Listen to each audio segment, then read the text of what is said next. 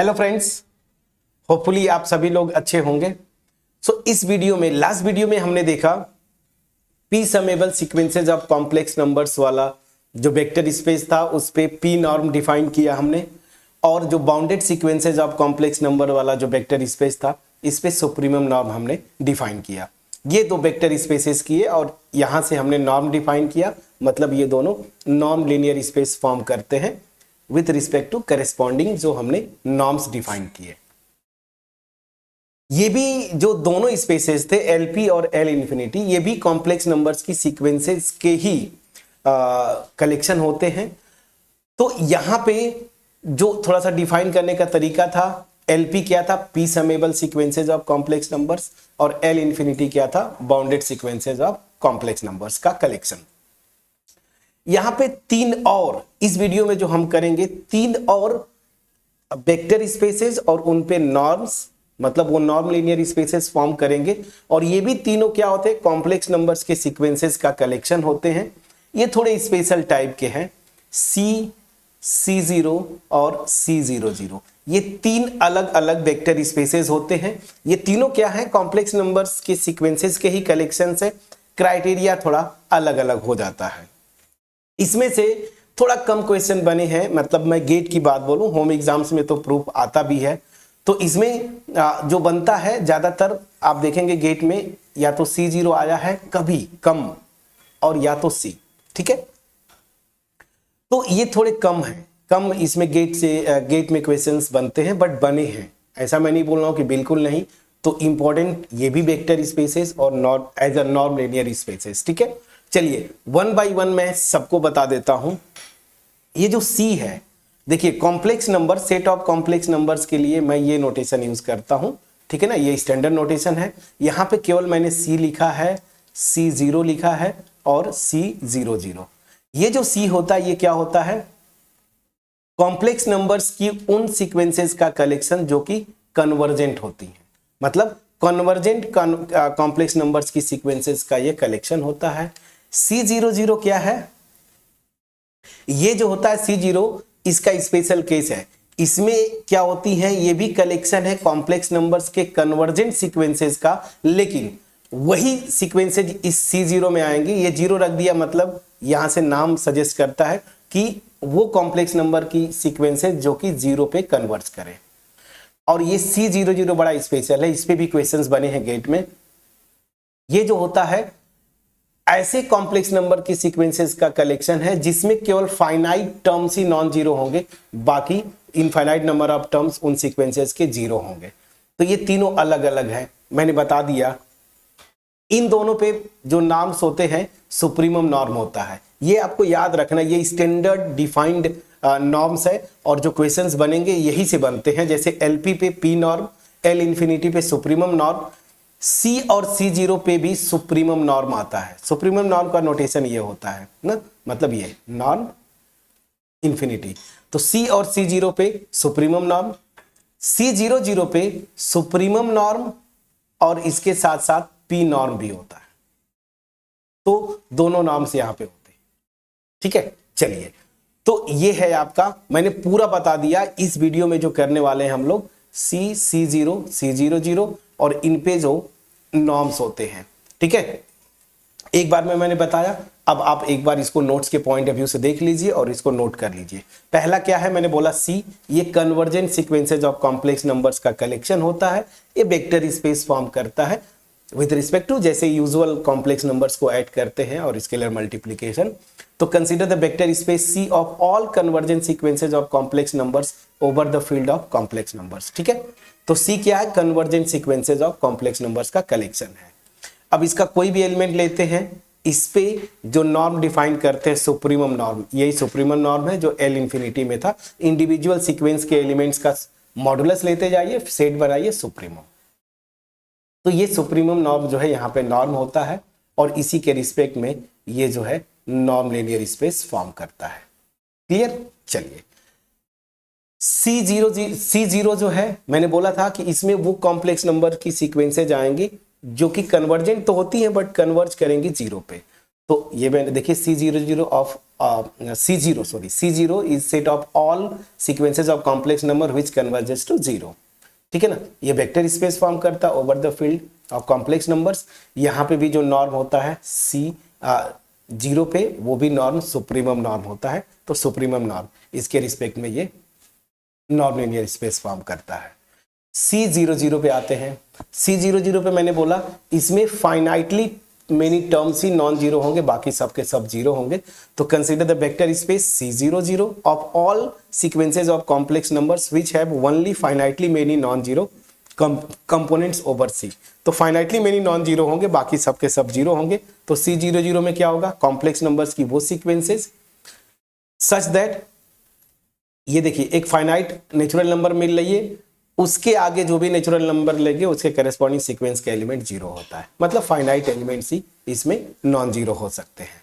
ठीक है, यहां पे दो नॉर्म्स डिफाइन होते हैं, मैंने बोला एक तो पी नॉर्म, ठीक है ना, ये जैसा मैंने एलपी स्पेस में किया था, तो यहां पे पी नॉर्म भी होता है। पी जो है इस रेंज वही है, और सुप्रीमम नॉर्म भी होता है।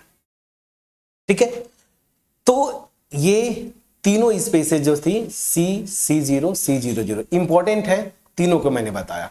अब थोड़ा सा इंटरनल कैलकुलेशन पे आ जाते हैं। मैं जैसे कि मेरी आदत है कि ये तो आपको समझ में आ गया, लेकिन हर एक इंडिविजुअल स्पेस में कैसे एलिमेंट्स आएंगे, मतलब सीक्वेंसेस कैसे होंगे, तो 1 बाय 1 यहाँ पे कन्वर्जेंट सीक्वेंस लेना है।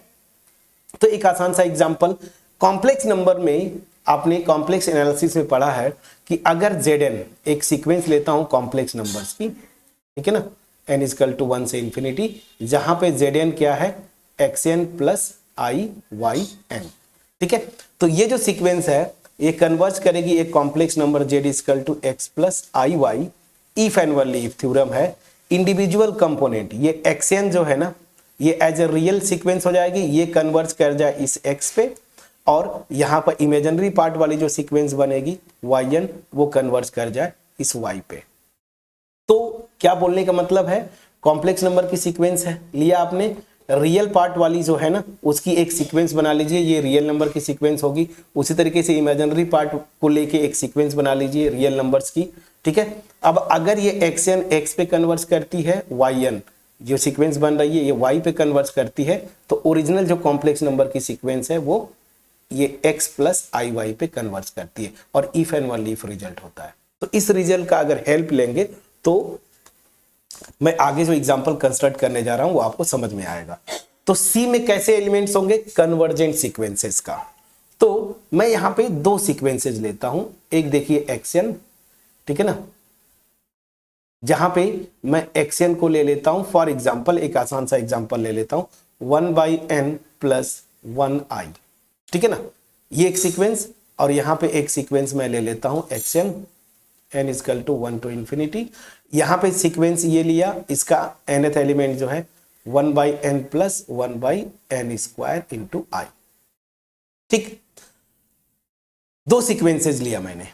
अब ध्यान दीजिएगा, ये सीक्वेंस कॉम्प्लेक्स नंबर्स की है, ये मैं xn लिखा हूं तो इस वाले रिजल्ट से कंफ्यूज मत करिएगा। xn मतलब ये कॉम्प्लेक्स नंबर है, ये एक कॉम्प्लेक्स नंबर के लिए ये स्टैंडर्ड थोड़ा सा वो नोटेशन मैंने Zn यूज कर लिया था। यहाँ पे xn में लिख रहा हूँ, मतलब हर एक n के लिए ये जो x1 है ये भी एक कॉम्प्लेक्स नंबर है, x2 भी एक कॉम्प्लेक्स नंबर। ऐसे x1 क्या है, यहाँ पे n इक्वल टू 1 रखेंगे तो 1 प्लस आई, x2 क्या हो जाएगा 1 by 2 plus I and so on. ठीक है, तो अब इस रिजल्ट को लगाइए, क्या ये सीक्वेंस कन्वर्जेंट सीक्वेंस है? अगर कन्वर्जेंट सीक्वेंस होगी तो ये C0 का मेंबर होगा। ठीक है, तो अभी जस्ट हमने रिजल्ट किया, इसके रियल पार्ट वाली जो सीक्वेंस बनेगी वो क्या होगी 1 बाई n। इसके इमेजिनरी पार्ट की सीक्वेंस देखिए कांस्टेंट सीक्वेंस बन रही है। अब ये किस पे कन्वर्ज कर रहा है, रियल पार्ट वाली सीक्वेंस देखिए 0 पे, इमेजिनरी पार्ट वाली कन्वर्ज कर रही है 1 पे।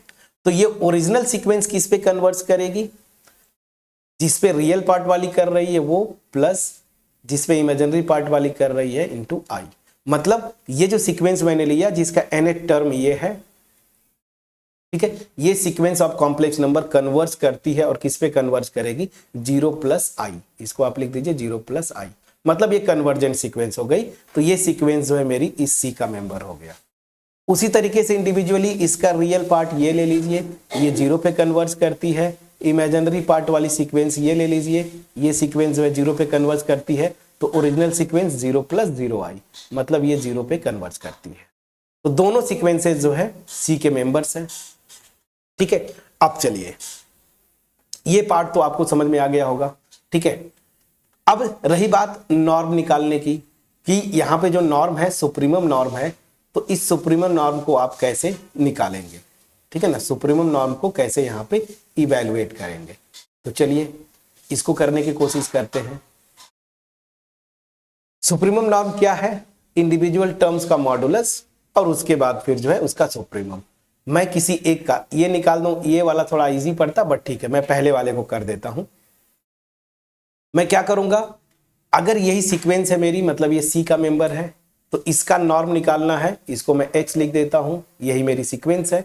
तो इसका जब नॉर्म निकालेंगे, बाय डिफिनीशन सुप्रीमम क्या होगा, n = 1 रखिए, x1 क्या आएगा 1 + i, फिर 2 रखेंगे 1/2 + i, 3 रखेंगे 1/3 + i।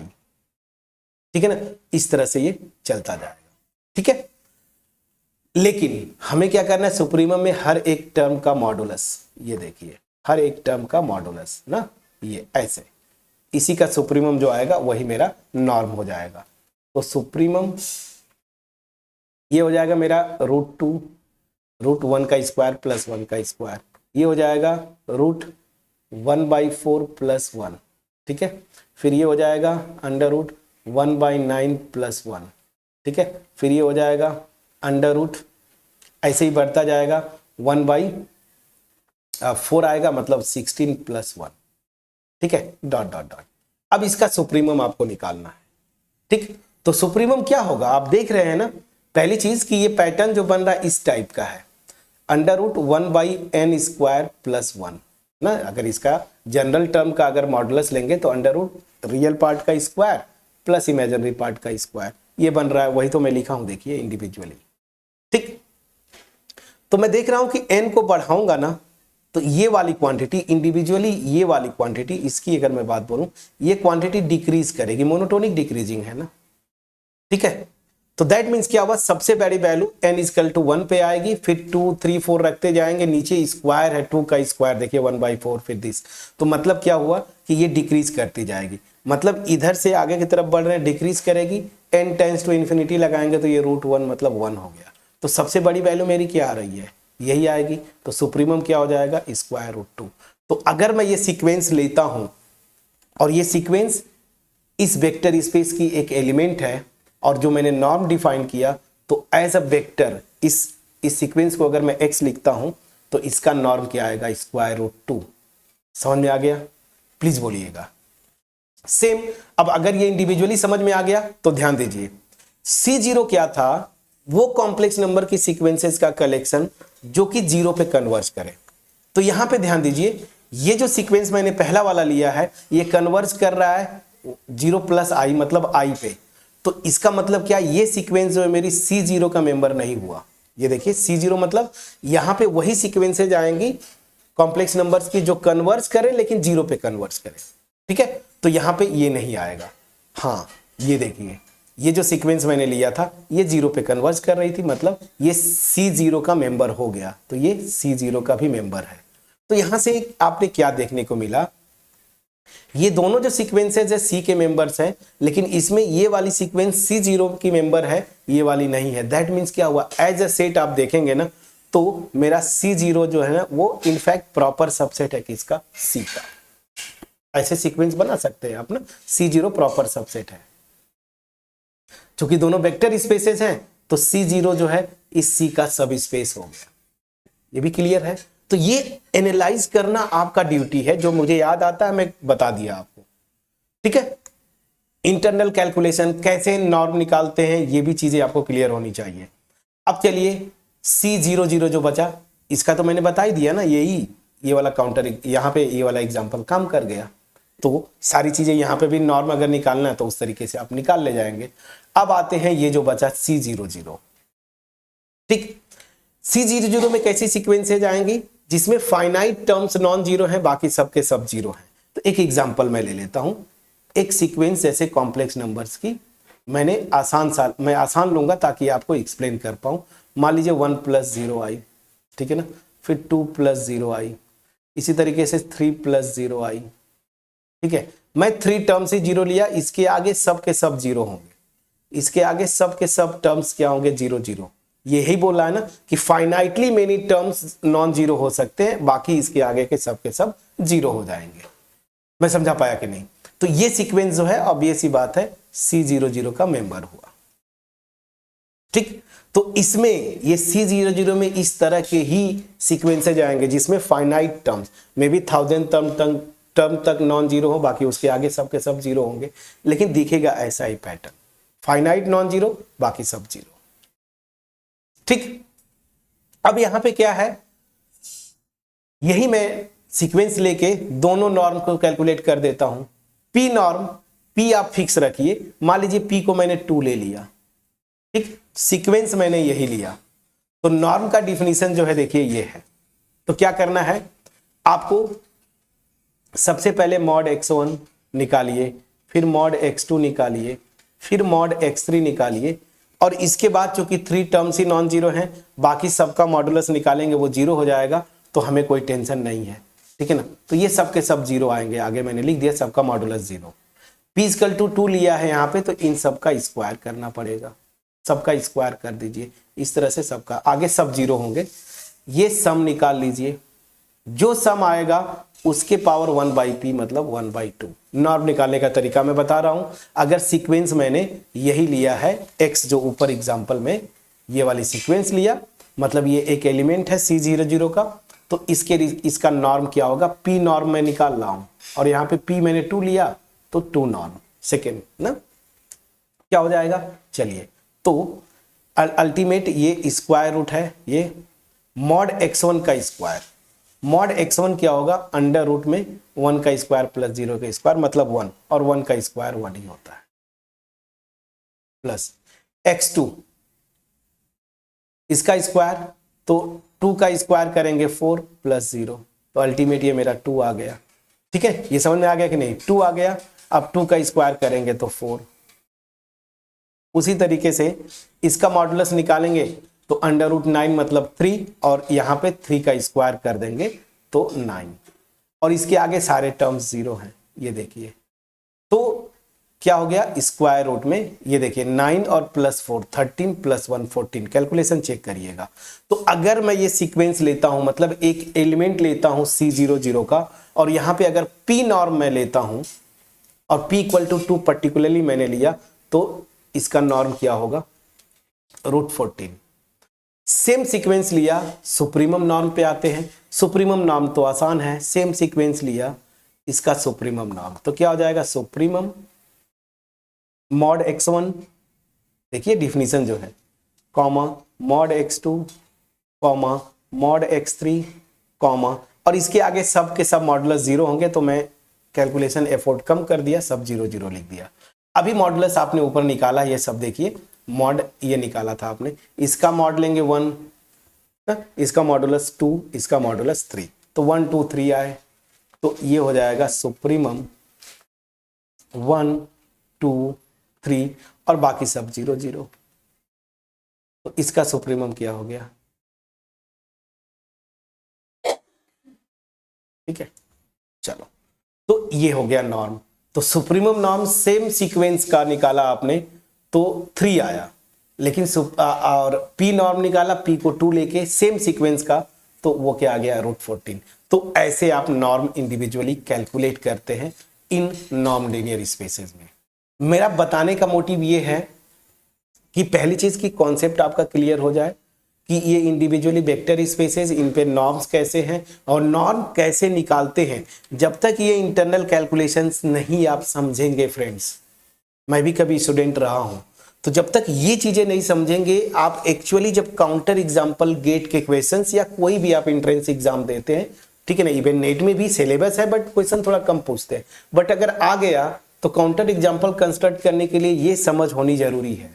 और इंडिविजुअल जो वेक्टर स्पेसेस है उन पे जो नॉर्म्स है वो आपको समझ होनी चाहिए, ठीक है। रही बात अब आप जिस पर्पज से ये वीडियो देख रहे हैं, अगर आप गेट एमएससी पास आउट है, गेट के पॉइंट ऑफ व्यू से देख रहे हैं, तो ये बस वेक्टर स्पेसेस, उन पे नॉर्म्स और इंटरनल कैलकुलेशंस, गेट के क्वेश्चंस उठाइए, वहां पे जब भी जैसे हो अप्लाई करिए। होम एग्जाम्स के पॉइंट ऑफ व्यू से आप अगर पढ़ रहे हैं, बहुत अच्छी बात है, आप इसको कॉन्सेप्चुअली जाएं। इन सब का इंडिविजुअल प्रूफ्स भी आते हैं आपके एग्जाम में कि दिखाओ कि नॉर्म है, तो ये तो प्रूफ आप देखेंगे 3-3 पेजेस का चला जाता है, तो उसको मैं अवॉइड करूंगा। मैक्सिमम प्रूफ्स में आप देखेंगे होल्डर्स इनइक्वालिटी, ठीक है ना, और मिन्कोस्की इनइक्वालिटी यूज करते हैं। मेजर थ्योरी में ये किया है आपने, तो उसको आप देख लीजिएगा, ठीक है। और प्रूफ एक बार आप इंडिविजुअली जो भी प्रोफेसर आपको पढ़ा रहे होंगे, बुक्स की बात है, बीबी लिमाय सर की बुक मैंने बोल रखी है। मैंने जितनी भी बुक्स पढ़ी, बहुत अच्छी बुक्स हैं, इसके बहुत सारे बुक्स हैं फंक्शनल एनालिसिस के, ठीक है ना। बट जो मुझे अच्छा लगा कि एक लेवल की बुक, ठीक है, और इंडियन ऑथर की बुक, तो आप मैं इसको प्रीफर करता हूँ, आज भी पढ़ता हूँ, जब भी मन करता है तो थोड़ा सा देख लेता हूँ। बाकी बुक्स तो बहुत सारे हैं, ठीक है ना। बचनन नरीसी की बुक है, सीमंस की बुक आती है, एक क्रेजी की भी बुक है, एडवांस मतलब फंक्शनल का, उस फंक्शनल का भी उसका आ जाता है, बहुत सारे बुक है। तो अब वो आपके यूनिवर्सिटी में कौन सी प्रिस्क्राइब बुक है उसको आप देखें, बट बीबी लिमाय सर की बुक मेरे हिसाब से बेस्ट वन। चलिए, तो वहां से आप इंडिविजुअली जाके देखें। तो हमने क्या क्या सीखा, देखिए, जो गेट के पॉइंट ऑफ व्यू से भी इंपॉर्टेंट, तो हालांकि हर एक नॉन लीनियर स्पेस है, क्योंकि इसमें आगे जाके देखेंगे कुछ बना के स्पेसेस फॉर्म करते हैं, कुछ नहीं करते हैं, बट ये जो स्टैंडर्ड है, इन्हीं से गेट में भर भर के क्वेश्चन पूछता है। एलपी पे बहुत ज्यादा क्वेश्चन बने हैं, पिछली वीडियो में जो किया था, एल इन्फिनिटी पे पिछली वीडियो में जो किया था, ठीक है। यहाँ पे सी और C0 पे बने हैं, C00 पे भी बने हैं कम, ठीक है। तो लेकिन क्वेश्चंस बने हैं, ठीक है। क्वेश्चंस आपके, अब बनाने वाला तो कहीं से बना देगा आपको, मतलब यही से बेसिक कॉन्सेप्ट आपको पूछ लेगा, बना की स्पेस है, ऑप्शन बना देगा, फिर बाउंड्री लीनियर ट्रांसफॉर्मेशन डिफाइन करके वहां से उसका नॉर्म पूछ लेता है, ये आगे हिल्बर्ट स्पेसेस तक जाता है। तो फिर चीजें तो मतलब आपको करनी ही करनी है, ठीक है। मेरा जो मोटिव है, मैंने जो देखा स्टूडेंट्स को थोड़ा सा जो 12 लेवल पे जो होता है ना, हमारा जिद होता है कि हम करें, विजुअलाइज करें, आप वो नहीं करते, हायर मैथ्स में इस वजह से स्ट्रगल करते। तो मेरा मोटिव यही होता है कि जो भी वीडियो बनाऊं, मैं उस चीज से लिंक कर पाऊं कि नहीं भाई, यहाँ पे भी आप वेरीफाई कर सकते हैं, विजुअलाइज कर सकते हैं। तो अगर मेरा एफर्ट आपके पास पहुंचा, वीडियो को जरूर लाइक करिएगा, फ्रेंड्स के साथ शेयर करिएगा, चैनल पे नए होंगे जरूर सब्सक्राइब करिएगा। याद रखिए, आपका एप्रिसिएशन ही हमें मोटिवेट करता है इस तरह की क्वालिटी कंटेंट डिलीवर करने के लिए आपके पास, और मेरा मोटिव भी यही है। कमेंट सेक्शन के थ्रू जरूर कमेंट करते रहें, कैसी लगी वीडियो, कुछ और इम्प्रूवमेंट की जरूरत है, या फिर आपको बहुत बिलो स्टैंडर्ड लगी वीडियो, मैं जरूर सुनना चाहूंगा, ठीक है। चलिए, अब नॉन लीनियर स्पेसेस का जो एग्जांपल्स के प्रोसेस में एक लास्ट एग्जांपल लग गया, कॉन्टिन्यूअस फंक्शन वाला। वहां पे भी दो नॉर्म्स डिफाइन करते हैं, एक नॉर्म के रिस्पेक्ट में वो बना के स्पेस फॉर्म करता है, एक के रिस्पेक्ट में नहीं। यहाँ पे जो C00 है, आगे देखिएगा, इसमें से भी बना के स्पेसेस फॉर्म नहीं करते, तो वो ठीक है। जो नॉर्म डिफाइन किया उसके रिस्पेक्ट में बना के स्पेस फॉर्म करता है कि नहीं, वो भी याद होना चाहिए। तो खैर, पहले ये एग्जांपल्स कर ले, फिर बना के स्पेस करेंगे, ठीक है। तो एक एग्जांपल रह गया, और उसको नेक्स्ट वीडियो में, कॉन्टिन्यूअस फंक्शन वाला।